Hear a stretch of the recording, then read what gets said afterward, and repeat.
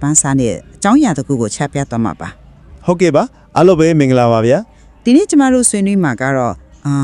လွန်ခဲ့တဲ့ရက်ပိုင်းကပဲပြီးသွားတဲ့ UFC 323ရဲ့ Flyweight Champion လူပွဲအကြောင်းပါပဲပွဲစားလို့ second ပိုင်းပဲရှိတဲ့ Champion Alexander ဖန်တုချက်ပြင်းထန်တဲ့တန်ရာရသွားပြီးတော့စိန်ခေါ်သူ Joshua Van ကမ္ဘာချန်ပီယံဖြစ်သွားခဲ့တယ်ဒီအလက်ကတကယ်ကိုအားလုံးကိုသုံးလို့စိတ်ထဲတယ်ရှင်ဟုတ်ကဲ့တကယ်ကိုမထင်မှတ်ထားတဲ့ရလက်တကူပေါ့ဆိုဒီနေ့ဘောမဲကုန်းကရှင်းရှင်းလေးပါပဲ Joshua Van ရဲ့ဒီနိုင်ပွဲဟာသူ့ရဲ့ထက်မြက်လာတဲ့တိုက်ခိုက်ရေးညံ့ရည်နဲ့အကွက်မြင်မှုနဲ့ရလာတဲ့ပြောင်မြောက်တဲ့အောင်ပွဲလားဒါမှမဟုတ်ပန်ဒိုဂျာရဲ့ကန်ဆိုးမမောင်ချမှုတင်းနီပြောရဲ့မတော်တဆန်တန်ရာရမှု freak accident ကြောင့်ရလာတဲ့ရလက်တစ်ခုလားဆိုတာပါပဲ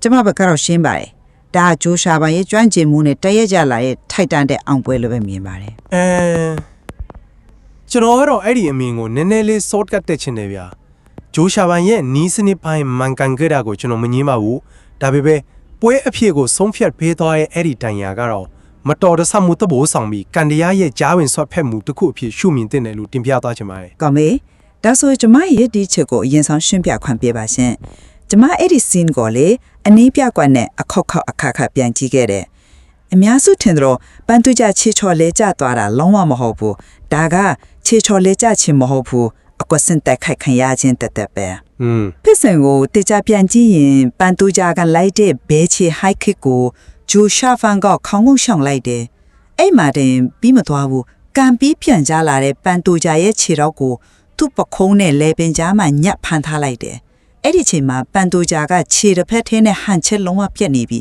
။အဲ့ဒီချိန်တွေကိုဂျိုရှာဖန်ကအခွင့်ကောင်းယူပြီးရှေ့ကိုအရှိန်နဲ့စောင့်တွန်းချလိုက်တာ။ဒါကို counter offense နည်းဗျူဟာလို့ခေါ်တယ်လေ။ပြိုင်ဘက်ရဲ့တိုက်စစ်ကိုသူ့အတွက်အန်ဒရီဖြစ်အောင်ပြန်ပြောင်းလိုက်တာ။ဆိုတော့ဒါဟာပန်တိုဂျာရဲ့တာမန်အမှမဟုတ်ဘူး။ဂျိုရှာဖန်ကအမားလို့အောင်ဖြီးအားပေးခဲ့တယ် forced error ဖြစ်တယ်ပြီးတော့လေချန်ပီယံတယောက်ကဒိုင်ပွဲမရက်ခင်မှာပဲလက်မြောက်ပြီးဆက်မထိုးနိုင်တော့ဘူးလို့ကိုယ်တိုင်အရှုံးပေး verbal submission လုပ်ခဲ့ရတာကဒီနိုင်ပွဲဘလော့ပြတ်သားတယ်ဆိုတာကိုတက်တပြလိရပဲဒါကြောင့်ဒီနိုင်ပွဲဟာကန်ကောင်းလို့ရတာမဟုတ်ဘူးဂျိုရှာဖန်ရဲ့ထူးချွန်မှုကြောင့်ပဲလို့ကျွန်မပြောချင်ပါတယ်ခင်ဗျားရဲ့ခွေးချမ်းစိတ်ဖြတ်မှုကိုကျွန်တော်လေးစားပါတယ်ဗျာဟုတ်တယ်နီးစနစ်ပိုင်းအရာ technical aspect အရာကြည့်ရင်ခင်ဗျားပြောတာတွေအားလုံးမှန်ပါတယ် push counter ကထိရောက်ခဲ့တယ် force error ထင်သွားတယ်ဒါပေမဲ့ကျွန်တော်ကတော့အဲ့ဒီနောက်ဆက်တွဲရလက်ကိုအဓိကထားပြီးကြည့်ခြင်းတယ်ကျွန်တော်အမြင်ကမတော်တဆတန်ရာရမှုကအဓိကကြတယ်ဆိုတာပဲဟုတ်တယ်ဂျိုရှာပန်ရဲ့တွန်းချောက်မှုကကျွမ်းကျင်မှုပါဒါပေမဲ့ပန်တိုဂျာရဲ့လက်တောက်ကြောက်ပုံတူတန်တောင်စစ်ဒါမှမဟုတ်ပခုံးမှာဖြစ်သွားတဲ့အလွန်အမြင့်ပြင်းထန်တဲ့တန်ရာကတော့ဘယ်သူမှကြုံမမြင်နိုင်တဲ့မတော်တဆမှုတစ်ခုပဲစီးပြမှာဒါကို fush injury လို့ခေါ်တယ်လေ fall on outstretched hand ပေါ့လက်ကိုစန်တန်းပြီးထောက်ကြရာကနေဖြစ်တတ်တဲ့တန်ရာမျိုးအားကစားသမားတဲ့အကြောင်းတွင်ဖြစ်တတ်တဲ့ကန်ဆိုးမှုတစ်ခုပဲဒါကြောင့်ဒီပွဲရဲ့အဖြစ်ကိုဂျိုရှာပန်ရဲ့နီးစနစ်တစ်ခုတွေကဆုံးဖြတ်ခဲ့တာထက်အဲ့ဒီနီးစနစ်ရဲ့နောက်ဆက်တွဲအဖြစ်ထန်းချုပ်လို့မရဘဲဖြစ်ပေါ်လာတဲ့တန်ရာကပို့ပြီးတော့အဆုံးအဖြစ်ပြခဲ့တယ်လို့ကျွန်တော်ကတော့မြင်တယ်ကျွမ်းကျင်မှုကဇလောင်းကိုစခဲ့ပေမဲ့ကန်ဒီယာကဇဒင်းပြေးသွားခဲ့တာပါပဲခင်ဗျာဘာကြောင့်အဲ့လိုသွင်းလဲဆိုတော့ကျွန်မနားလဲပါတယ်ဒါမဲ့ဒီရှုထောင့်ကနေဒီမျိုးစဉ်းစားကြည့်အောင်လေလဲကြမှုရဲ့အကြောင်းရင်း causality of the fall ကိုကျွန်မတို့နည်းနည်းသုံးသပ်ကြည့်အောင်ဂျိုရှာဗန်ရဲ့တံပြန်တိုက်ဆက်တာမရှိခင်ပန်တူကြလဲကြစရာအကြောင်းမရှိဘူးဟုတ်တယ်လဲမကြရင်ဒီတိုင်ရလဲရမှာမဟုတ်ဘူးဆိုတော့အရင်ခံအကြောင်းတရားကဗန်ရဲ့ကျွမ်းကျင်မှုပဲသူရဲ့စောင်းတွန်းလိုက်တဲ့အားကြောင့်ပန်တူဂျာကတာမန်လဲကြတာမျိုးမဟုတ်ပဲလဲထဲမှာကိုယ်မထိန်နိုင်တော့ပဲအရှိနဲ့ပြစ်ကြသွားတာအဲ့လိုဟန်ချက်ပစ်ပြီးထိန်မနိုင်ပေးမြလဲကြသွားအောင်လုပ်နိုင်ခဲ့တာကဂျိုရှာဗန်ရဲ့နေ့စနစ်ပိုင်းထီအောင်မှုပဲလေဒီနိုင်ပွဲဟာတကွဲထမ်းနဲ့နိုင်သွားတာမဟုတ်ဘူးရှင်ဒါက grappler တယောက်ရဲ့ momentum ကို striker တယောက်ကဘလို့လက်နက်ဖြစ်ပြန်တုံးပြီးသမားရိုးချကာကွယ်မှုတွေကိုကြော်လွှားနိုင်တဲ့ထိန်ချွတ်မရတဲ့လဲကြမှုမျိုးဖန်တီးနိုင်တဲ့ဆိုတဲ့ blueprint တစ်ခုကိုချပြသွားတာပဲအဲ့ဒါစဉ်းစားရကောင်းတဲ့ချက်ပဲဒါပေမဲ့ဒီချက်ကိုတော့ထည့်တွက်ကြည့်ပြီလားခင်ဗျားပြောတဲ့အကြောင်းနဲ့ဂျိုးဆက်ဆက်မှု causation ကိုကျွန်တော်လက်ခံတယ်ဒါပေမဲ့အဲ့ဒီကြားထဲမှာဖြစ်နိုင်ကြီး probability ဆိုတာကိုလည်းထည့်စဉ်းစားရမယ်လေ MMA ပွဲတစ်ပွဲမှာဒီလိုတွန်းချခံရတာမျိုးအကျဉ်းရာနဲ့ချီရှိတယ်ဘယ်နှယောက်ကရောဒီလိုတရောင်စစ်ပြုတ်ထွက်သွားလို့လဲရှားတော့ရှားတာပေါ့ဟုတ်တယ်မလားရှားပါလုံးနဲ့ဖြစ်ရတခုပဲအဲ့တော့ဒီနေရာမှာဘန်ရဲ့ကျွမ်းကျင်မှုတစ်ခုတည်းကိုပဲကြည့်လို့မရတော့ဘူးလဲကြတော့ပုံစံလက်ထောက်မိတဲ့ထောင်ချိုးမြေပြင်းနဲ့ထိခတ်တဲ့အရှိန် ပြီးတော့အဲ့ဒီအချိန်မှာခန္ဓာကိုယ်ရဲ့ဇီဝကမ္မတွန်းပြမှု biomechanics ဒီအချက်တွေအားလုံးပေါင်းစုံသွားလို့ဒီတန်ရာကဖြစ်လာတာဒီအချက်တွေကထိုင်းချုလို့မရတဲ့မတော်တဆမှုရဲ့အစိပ်ပိုင်းတွေပဲဂျိုးရှာဗန်ရဲ့ရည်ရွယ်ချက်ကပန်တိုဂျာကိုလဲချပြီးတော့ ground and pound ထိုးဖို့ပဲဖြစ်လိမ့်မယ်သူ့ပြန်ပန်းရဲ့လက်ကြိုးသွားအောင်လုပ်ဖို့တခုတကရည်ရွယ်ခဲ့မှာမဟုတ်ဘူးဒါကြောင့်သူ့ကျွမ်းကျင်မှုကလဲချမှုထစ်စေခဲ့မယ်အဲ့ဒီကနေထွက်ပေါ်လာတဲ့ကြောက်စရာကောင်းတဲ့ရက်လက်ကတော့မတော်တဆမှုလို့ပဲပြောရမှာပါ ဆိုတာရည်ရွယ်ချစ်ထက်ရလက်ကိုအဓိကထားတဲ့အားကစားမဟုတ်ဘူးလားတက်ခရီးတမတီဟာပြန်ဘက်ကိုတန်ရာရစီနေတဲ့အလေးထုနိုင်တဲ့နီးစနစ်တွေကိုတုံးရမှာပဲဂျိုရှာဖန်ကပန်တူဂျာရဲ့ခန္ဓာကိုယ်ကိုသူလုံးဝမထိန်ချုပ်နိုင်တော့တဲ့ချင်းဒီတစ်ခုစီတွန်းပို့လိုက်တယ်အဲ့ဒီချင်းဒီမှာဘာပဲဖြစ်လာအဲ့ဒီလက်ထက်ဘန်က credit အပြည့်ပါရတယ်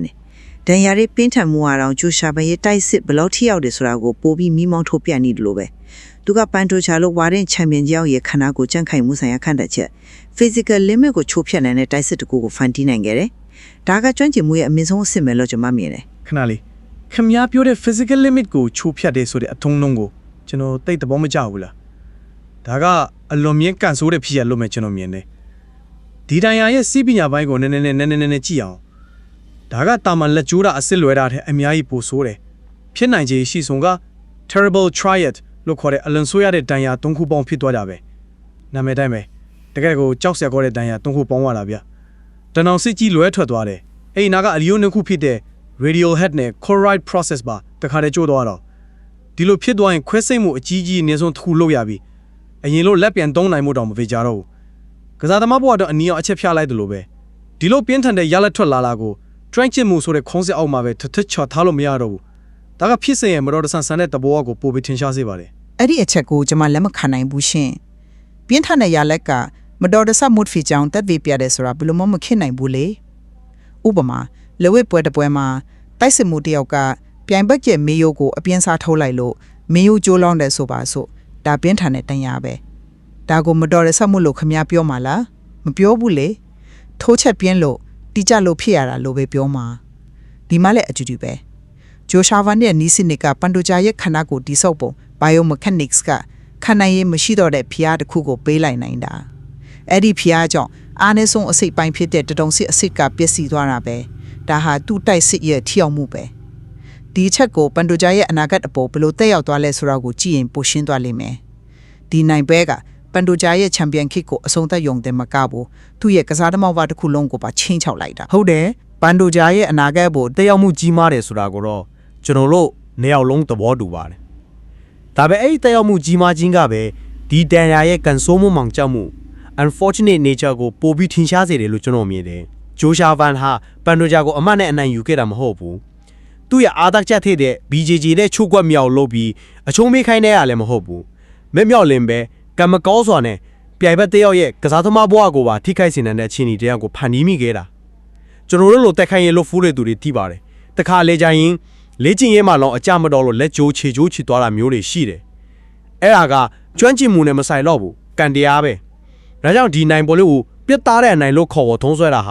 ာအခြေအနေရဲ့ရှုပ်ထွေးမှုကိုမျက်ကွယ်ပြုရာရောက်တယ်လို့ကျွန်တော်ထင်တယ်တကယ် skill based finish ဆိုတာကပြိုင်ဘက်ကိုအလဲချိုးတာဒါမှမဟုတ် submission နဲ့အနိုင်ယူတာမျိုးပါဒီလိုတန်ရန်နဲ့နိုင်သွားတာကတော့အမြဲတမ်းကြဲပွဲလေးတစ်ခု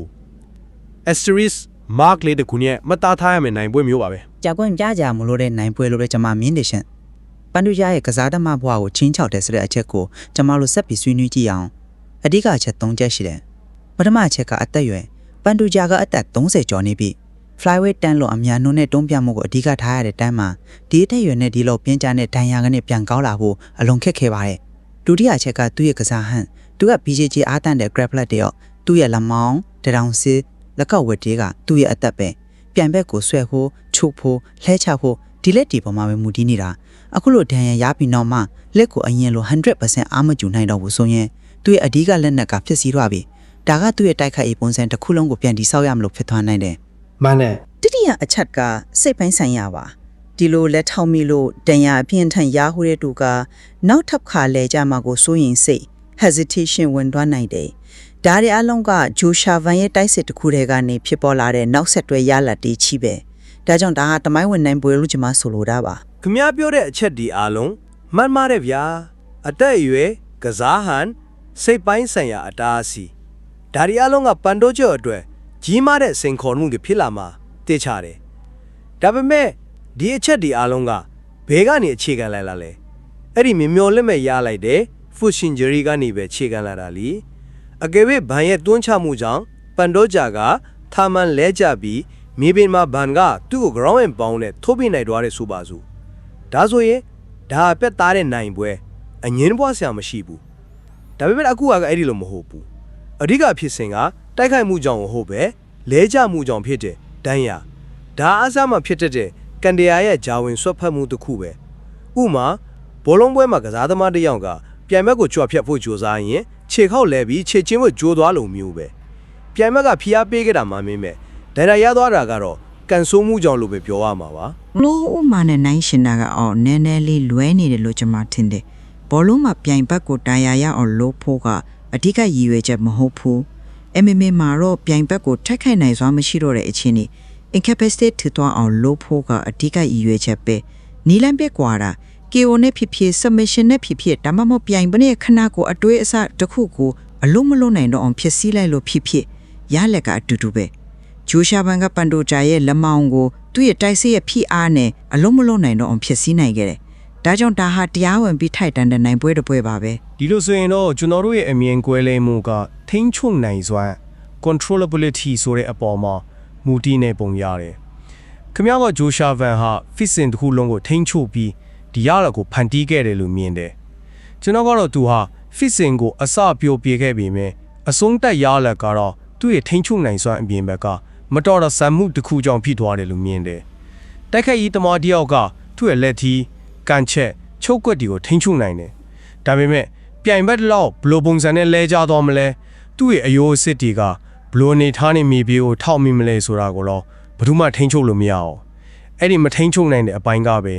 ဒီပွဲရဲ့အဆုံးဖြတ်ကိုပေးသွားခဲ့တာပါ ကောင်းပါပြီအချိန်လည်းတော်တော်လေးကုန်သွားပြီဆိုတော့ကျမတို့ရဲ့ဆွေးနွေးမှုကိုနေကုန်းချူရအောင်ကျမရဲ့ယက်တီချက်ကိုအနစ်ချုံနေပြန်ပြောရရင်ဂျိုရှာပန်ဟာသူ့ရဲ့ထက်မြက်တဲ့ညီးပြဟာတိကျတဲ့တံပြန်တိုက်စစ်ကိုတုံးပြီးချန်ပီယံပန်တိုဂျာကိုဟန်ချက်ပြက်အောင်အမားလောက်အောင်ဖျားပေးနိုင်ခဲ့တယ်အဲ့ဒီကနေဖြစ်လာတဲ့တန်ရာကြောင့်ရခဲ့တဲ့နိုင်ပွဲဟာသူ့ရဲ့အရေးအချင်းနဲ့အပြည့်အဝထိုက်တန်ပြီးပြိုင်ဘက်တယောက်ရဲ့ခစ်ကိုအဆုံးသတ်ပေးခဲ့တဲ့တမိုင်းဝင်အောင်ပွဲရဖြစ်ခဲ့လို့ထပ်လုံးပြောချင်ပါတယ်ရှင် ကျွန်တော်ဘက်ကအနစ်ချုပ်ရရင်တော့ဂျွေရှာဘန်ရဲ့နီးစနစ်ကဖြစ်စဉ်ကိုစတင်ခဲ့တာမှန်ပါတယ်ဒါပေမဲ့ပွဲရဲ့အရာလာကိုအမှန်တကယ်အဆုံးအဖြတ်ပေးသွားတာကတော့ဘယ်သူမှကြုံမခံမနိုင်တဲ့အလွန်ပြင်းထန်တဲ့မတော်ဆက်တန်ရမှုပဲဖြစ်တယ်သူရဲ့ကျွမ်းကျင်မှုကိုအတိမဖြူပေမဲ့ဒီနိုင်ပွဲကိုကျွမ်းကျင်မှုတတ်တဲ့ရလာလို့ဒီဖက်သက်သမားတာထဲကန်ရရဲ့ဂျမာငယ်မှုကန်ဆိုးမှုတွေပါဝင်နေဆိုတာကိုလည်းထည့်သွင်းစဉ်းစားသင့်တယ်လို့တင်ပြရင်းနေကုန်ချုပ်ခြင်းပါတယ်ဗျာ အဲ့ဒါလို့မြန်မာနိုင်ငံအတွက်လည်းဂုဏ်ယူဖိုင်ယာတမိုင်းမှတ်တိုင်တစ်ခုခုစိုက်ထူနိုင်ခဲ့တယ်ဆိုတာကတော့အမှန်တရားပါပဲပန်တိုဂျာရဲ့အနာဂတ်နဲ့ချန်ပီယံခါးပတ်ရဲ့ရှေ့ရေးကတော့စိတ်ဝင်စားစရာကောင်းတဲ့မိခွန်းတဲ့အဖြစ်ကျန်ရှိနေအောင်ပါပါ ဟုတ်ပါတယ်ဒီအကြောင်းအရာနဲ့ပတ်သက်ပြီးဆက်လက်လေ့လာစရာဆွေးနွေးစရာတွေအများကြီးကြန့်ရှိနေပါသေးတယ်ဒီနေ့စီစဉ်ကိုဒီမှာပဲရက်နာခွင့်ပြုပါကြည့်ရှုနားဆင်နေကြတဲ့ပရိသတ်ကြီးအားလုံးလည်းစိတ်ချမ်းသာကိုယ်ချမ်းသာရှိကြပါစေလို့ဆုတောင်းမေတ္တာများပို့သပေးလိုက်ပါရစေဗျာ